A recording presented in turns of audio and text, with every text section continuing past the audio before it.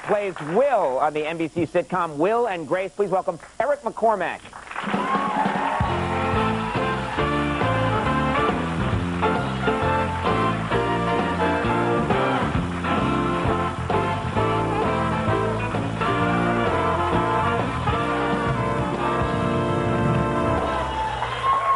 You know, it's not often you hear a swing version of Thunder Road. Thank you, Max. That was I requested that, and not to unnerve you, but the reason I was able to request it is I came out of my hotel room last night and found Max waiting there outside the hotel. Is that something that you set up? Do you seriously wait outside the... Were you there last night? Stalking him, but I didn't want to. It wouldn't have concerned me. It's just that, you know, later on, my wife and I were having dinner in the village, and he was outside the restaurant, too, looking in. So I thought I should mention it. It gets sad sometimes, yeah. Let's talk about the show. You play a character. I do. Who's gay. And I'm curious, when you found that information out, how did you tell your parents? Was it difficult telling your parents that? Yeah, that's the only weird. I mean, it's no big deal to me, but I mean, telling your parents that you're going to play a gay character on national television is not completely like telling them you're gay. It's coming out, sort of. And, right. So I phoned my mother, and I kind of eased into it. I said, I got Will on Will and Grace. She says, that's great. Who's Will? I said, well, he's a lawyer in New York, and he's gay. My mother said, you're not going to play another lawyer. That's great.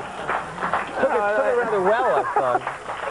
Now, is there anything you have to do, to get in the mindset, or, to play a gay character? Is there anything you do as an actor?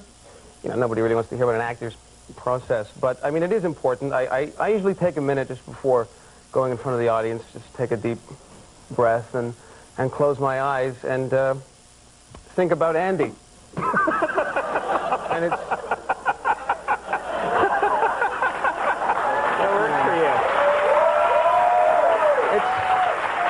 It's been a very, very big help to the show, I think. Uh-huh. I remember... Wait a minute. That was a funny joke. That's what that was supposed to be, wasn't it? No! I'm sorry if you found it funny, Andy. No, he really thinks about you. Oh, okay. As we all do, yeah. Oh, well. I mean, years ago when I first saw the show, I saw Andy for the first time, and I thought, wow, maybe I am gay. I mean, that was my thought. So. You know, I have the same reaction when I see myself on this show. Wait a minute. You watch this show? Occasionally. Every now and then. I'll be walking by a TV store. Right. That's how I see it, yeah. Now, were you one of those drama guys, a drama nerd, when you were in high school? Oh, yeah. You call it drama nerd. I met Anthony Edwards years ago from ER, and he actually said, were you a theater fag like me? I went... Theater fag is exactly what it is. I mean, you're wandering around singing the show tunes, and no, the jocks can't stand you wearing bandanas. This was the early '80s. We all Why were you wearing a bandana? Big Loverboy fan. Really. You are a brave man. Oh, sure. This is 12:30 show, right? Yeah, right. You can admit that now. But then everything changed when, because, you're doing, like, lame musicals, Andy, Get Your Gun. Suddenly, one year, I think... Would the jocks give you a hard time? Oh, well, of course. You're not a popular guy, and you're not getting the girls. But suddenly, I think it was grade 11, or as we call it in Canada, and I got Godspell. I got the lead in Godspell. Which is the jocks must have really respected you then. Well, suddenly, it's not Andy, Get Your Gun anymore. It's like we did an assembly and showed a couple of numbers to the school, and it's like it's a rock musical of sorts. And from that day on, suddenly, I'm getting dates, and the guys are like, it's the theater fag with the bandana. He's getting the girls. I don't understand. And it's funny to me because the only revenge you have back then, you can't beat up on these guys, is just thinking, years from now, you're going to pay $8 to see my movie, man, And I don't really I have kind of a bittersweet revenge now because I think, I imagine these guys at home with their wives watching the show and thinking, see, I always knew that guy was a fag. I told you he was a fag. It's sort of half revenge, I guess. You are doing a movie. You did a film with one of my heroes, Mr. William Shatner. Yeah, is that right? I just spoke to the producers tonight, and it looks like we're going to get the distribution in the spring. It's called Free Enterprise, and it's about two Star Trekkies I was going to say geeks, but I get in trouble when I say that. No, they have only utmost respect for them. Absolutely. Who actually developed a relationship with Shatner, who proves to be... Does Shatner play himself? He plays himself. So he plays himself like getting involved with two Trekkies. Right. Well, the original script had him as a great hero, as a god, kind of play it again Sam, or play it again Bill. He suggested, what if I was kind of disappointed? And yeah, he plays himself like a disappointing drunk. It's great. And why did he want to take it in that direction? Well, because it was funny. This is a very big thing to Bill. He knows comedy. Everyone in this film was a major Trekkie. They know about it. They love it. I'm the only one that was a virgin, so I don't have the same kind of awe when he comes on set for the first time. And I think the first scene was us meeting him, and I have a line something like, you know, it's wonderful to meet you. And he stopped after the first rehearsal and said, I can't help but wonder if it wouldn't be funnier if rather than wonderful you said fantastic. And I should have filmed that. And I said, Bill, I don't really see the difference. And he said, it's about comedy. Comedy is about words.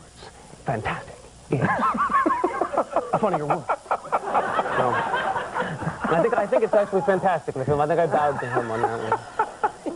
Beamed around too many times. Did he rap in the movie? Someone told me that. Now that, to me, I would pay to see Shatner rap. I don't care what they're charging for this movie. I will pay any price. It is quite remarkable. Throughout the film, his character, when we first realized something's up, that he's maybe not the Bill we always thought he was, his character suggesting that he wants to do a one-man show, musical, based on Julius Caesar. So we're sitting, cut back to this, Rafer Weigel and I sort of staring at him like, oh my God. And he actually gets it off the ground. At the end of the movie, he does a rap with a rap group of Julius Caesar. I think it's the Mark Antony speech. It's hysterical. And he's wearing like the big gold chain and the thing. I've just given away the ending, but... and then I get shot. It sounds to me like this isn't about plot. This is about seeing... this is about, I want to see Shatner rap. It's about references from... I mean, I didn't understand half of my own dialogue because it's such obscure references to things from the first season. It's amazing. But people that know the show are going to love this thing. All right. Now, one thing I wanted to ask before we go is a little piece of trivia, which I didn't know. You were on the Jenny McCarthy pilot for the Jenny McCarthy show, and you were fired. Sort of not rehired, I think is technically the term. No, you were fired. All right, I was fired. I looked it up. It said fired. It didn't say not rehired. I think it was because they realized that it's hard to tell with this suit, but I have bigger breasts than she, and it was kind of a... they had to tape them down, conflict of interest. It must be nice. Working you never know in this business, because at the time you must think, oh my God, that was my big shot, and then... Yeah, and then luckily NBC was nice to come up with this other show. I couldn't help noticing backstage there's a picture of Jenny McCarthy when she was on your show, and Tony Randall was also on. She's doing the splits in this picture. Yeah. And there's Randall sitting here with this unbelievable look on his face, like...